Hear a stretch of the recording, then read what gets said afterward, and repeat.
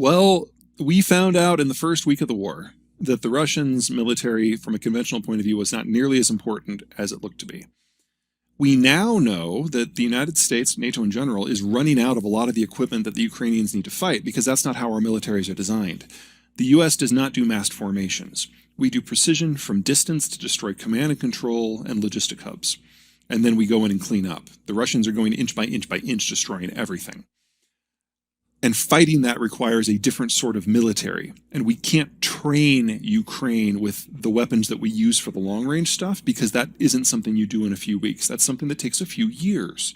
We don't have that kind of time, even if we were willing to share our top shelf technology, which I think is open to debate.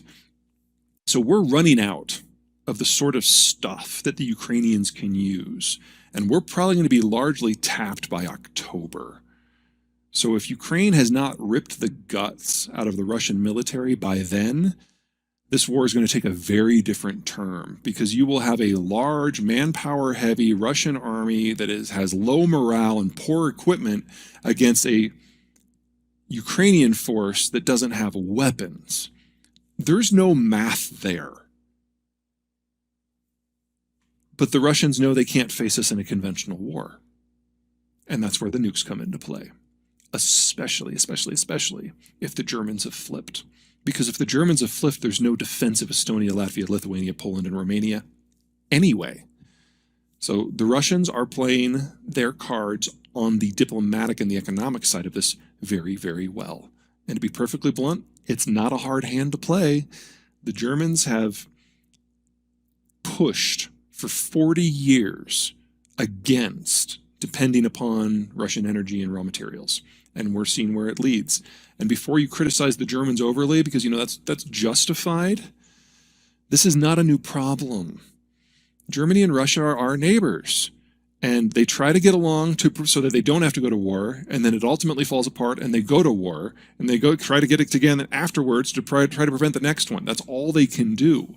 It's just that we're unlucky enough to be living in a time where we're in one of the zigs rather than the zags. Well, history is a series of cycles of an organizational structure forming and generating a golden age, and then breaking apart under its own inconsistencies and collapsing. And what we know is history is highs and lows, highs and lows. Globalization has been the biggest high we have ever had. And its break apart was always going to hurt a lot. The demographics are just filtering in on top of that, making it worse. But we're now in a position where roughly half of the Earth's surface has industrialized and urbanized and is not subject to the collapse. Will it be inflation? Yeah. Will it be awkward? Yeah. But think of the level of awkwardness that the UK and the US has to do. We have to double the size of our industrial plant. Yeah, that's expensive. Yeah, that's inflationary. That's a wonderful opportunity. It's going to generate some of the fastest growth in human history in the next 5 to 10 years. We know that global agricultural supply chains are going away, but not ones in North America or in the UK, most likely, which means we can incorporate some of the digital technologies that are past the prototype stage into the next generation of farm equipment and double yield. This is a good thing. It's inflationary in the short term, but it's a good thing. Unlike the great collapses of the past, large portions of the world, large viable portions of the world are not breaking. So when we get to our next rise 20, 30 years from now, all of the building blocks of society of today will not have been lost. This is not the Bronze Age collapse. This is not the fall of Rome. This isn't even the disintegration in the aftermath of World War II. There's pain. There's going to be a lot of ugly. But we're not looking at a civilizational break here like we have every other time. That's a good thing. I think we're seeing, imagine if we could see the final days of the Roman system without the final days of Rome. Some version of that is where we're going. This is not like this isn't like the Dark Ages where the Arabs held the knowledge but didn't touch it for 1,000 years. Silicon Valley's still there. London is still there. And it's going to keep being Silicon Valley and London. What's happening is a contraction of what we consider to be the economic family of the world into the parts of the world that are more viable. And we're going to be able to continue to tinker with these technologies until the rest of the world is ready to rejoin. That could be a lot worse. Well, social media is definitely part of the problem rather than part of the solution, because we've given every Yahoo a bullhorn. And those Yahoos sometimes get together, say the same thing, and elect people to Congress and Parliament. There's not a lot we can do about that at the moment, but I think a bit of a historical comparison, it might be useful. In the 1800s, we had a new technology called the telegraph, which, like social media today, revolutionized our relationship between geography and information. Suddenly, you could send information across a continent in seconds. And that generated yellow journalism. Because, like with social media today, there were no restrictions on who could share the information. And so people would just make stuff up. And among other things, that got the United States involved in the Spanish-American War, because people eventually bought the propaganda. Well, it wasn't propaganda, it was just flat out lies, and that triggered a conflict. That also, among other things, is shaping our political space in both of our countries right now. We're seeing that with Trump, we're seeing that with Johnson, we're seeing that with everyone who wants to challenge them. Now, social media will eventually be brought into check, just like the telegraph did. Eventually, we both passed slander and label laws. We need something like that for social media. Do we do that in a year? Probably not. If so, the Americans would have done it in the aftermath of the January 6th issue of last year. Or is it already the year before? Sorry, time is flying by. But that is an issue for my Congress and for your Parliament. I would expect Parliament to act on it quicker, because your system is less clunky than ours. It's actually designed to govern. It's designed to govern as opposed to designed to debate. So we are, in the US, once again looking to our parents for a potential path out of this. Please don't let us down.